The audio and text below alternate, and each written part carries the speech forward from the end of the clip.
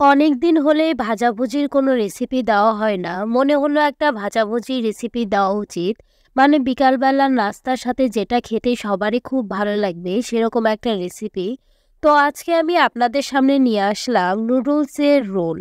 তবে এখানে একটা বিশেষ উপায়ে আজকে আমি কোনো বেলাবলির ঝামেলা ছাড়াই আপনাদের নুডলস রোল বানিয়ে দেখাবো, যেটা অন্যান্য রোলের চেয়ে হবে মজাদার। তো নুডলসের রোল বানানোর জন্য ভেতরের পুরটা আগে বানিয়ে নেব।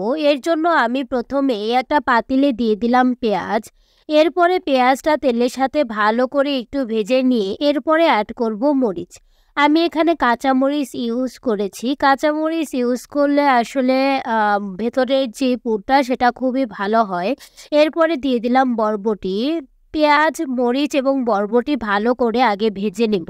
পেঁয়াজ মরিচ একটু ভাজা ভাজা হলে এর মধ্যে দিয়ে দিতে হবে ডিম। আমি ডিমটা এর মধ্যে দিয়ে দিচ্ছি। আপনারা যদি চান তাহলে প্রচলিত উপায়েও নুডলসের পুরটা বানিয়ে নিতে পারেন।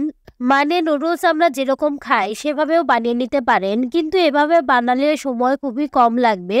ওভাবে বানালে একটু দেরি লাগবে। যেহেতু আমি আজকে ঝামেলা ছাড়া বানাচ্ছি, মানে বেলাবুলির ঝামেলা এবং পুরের যে আলাদা একটা ঝামেলা সেটা ছাড়াই বানাচ্ছি, তাই আমি এভাবে দেখালাম। এরপরে এই ভাজির মধ্যে ডিমটা ভেঙে দিয়ে সেটা ভালো করে নেড়ে চেড়ে একটু ভাজা ভাজা হয়ে গেলে এর মধ্যে নুডলসটা ভেঙে দিয়ে দেব। এখানে নুডলসটা অবশ্যই ভেঙে দেওয়ার চেষ্টা করবেন।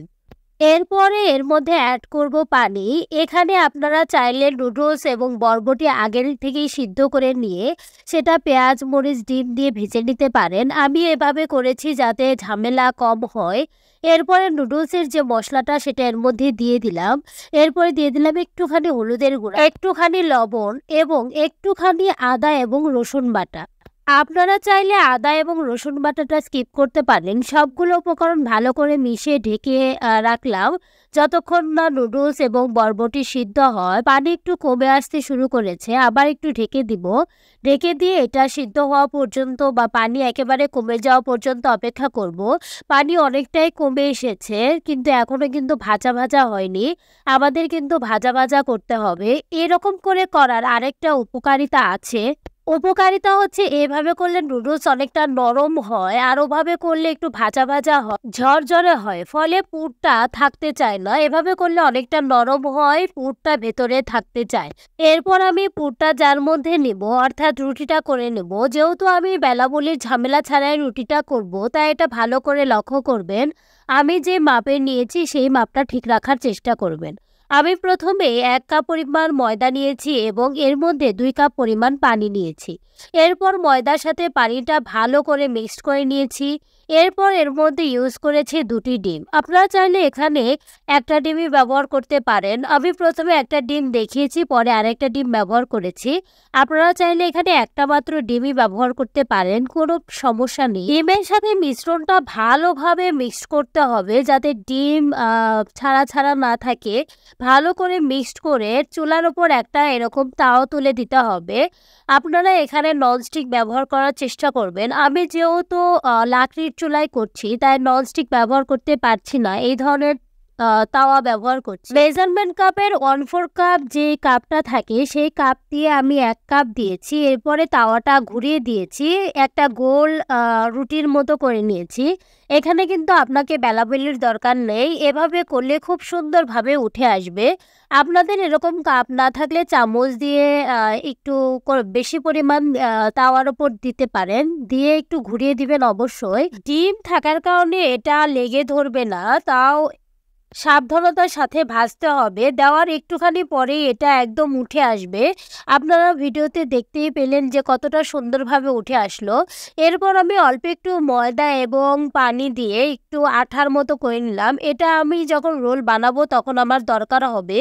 আমি যে পুরটা করে নিয়েছিলাম সেটা পাশে রাখলাম। এরপর একটা প্লেটে যেই রুটিটা করে নিয়েছিলাম সেই রুটির ওপর সামান্য পরিমাণ করে পুর দিলাম এবং হাতে একটু আটা লাগিয়ে নিয়েছি, দেখতেই পাচ্ছেন। এরপর রোলের শেপ করে আমি ভিডিওতে যেরকম দেখাচ্ছি সেভাবে নিয়ে লাস্টে আটা দিয়ে মুড়ে দিতে হবে, তাহলে এই রোলগুলো সুন্দর হয়ে যাবে। আমি বোঝার সুবিধার্থে আপনাদের আরও কয়েকটা করে দেখাচ্ছি। এরপরে আমি আবার এইভাবে 2 পাশ থেকে মুড়ে দিয়ে আটা দিয়ে বন্ধ করে দিয়ে অপর পাশ থেকে মুড়ে একদম শেষে এসে আটা দিয়ে লাগিয়ে দিলাম। এভাবে করলে কিন্তু সবগুলো রোলই অনেক সুন্দর হবে, আপনারা দেখতেই পাচ্ছেন। তবে একটু সাবধানতার সাথে করতে হবে। এরপর এরকম একটা কড়াইয়ে তেল গরম করতে দিয়ে এর মধ্যে তেল একটু গরম হয়ে আসলে রোলগুলো ছেড়ে দিতে হবে। যেহেতু রুটির মধ্যে ডিম আছে তাই ওপরটা খুব তাড়াতাড়ি লাল হয়ে আসবে। রোলগুলো দেখতে কিন্তু অসাধারণ লাগছে এবং এগুলো অন্যান্য দোকানের রোলের চেয়েও খুবই টেস্টি হয়। তবে এখানে একটা সমস্যা, সেটা হচ্ছে এটা রেখে দেওয়ার কিছুক্ষণের মধ্যে কিন্তু নরম হয়ে আসবে, কারণ এর মধ্যে ডিম আছে। আপনারা যদি মচমচে করতে চান তাহলে রোলগুলো অবশ্যই ডাবল ফ্রাই করতে হবে। ডাবল ফ্রাই বলতে আসলে রোলগুলো একবার ভেজে উঠিয়ে কিছুক্ষণ রেখে দেওয়ার পর আবার গরম আঁচে এগুলো ভেজে নেওয়া, তাহলে ওপরের অংশটা একেবারে ক্রিস্পি হয়। ডাবল ফ্রাই করলে কিন্তু ক্রিস্পি হবে, তাছাড়া এরকম প্রথম অবস্থায় ক্রিস্পি হবে কিন্তু পরে একটু নরম হয়ে আসবে। রোলগুলো আপনাদের কাছে দেখতে কেমন হয়েছে জানি না, তবে এগুলো খেতে হয়েছিল একেবারে অসাধারণ। আপনারা যদি কেউ বাসায় বানিয়ে খান তাহলে বুঝতে পারবেন। কেউ যদি বাসায় বানিয়ে ট্রাই করে থাকেন তাহলে কমেন্টে আমাকে জানাতে পারেন যে কেমন হয়ে। ভিডিওটি দেখার জন্য ধন্যবাদ। ভিডিওটি যদি ভালো লেগে থাকে তাহলে অবশ্যই লাইক, কমেন্ট এবং সাবস্ক্রাইব করতে পারেন। Thanks for watching.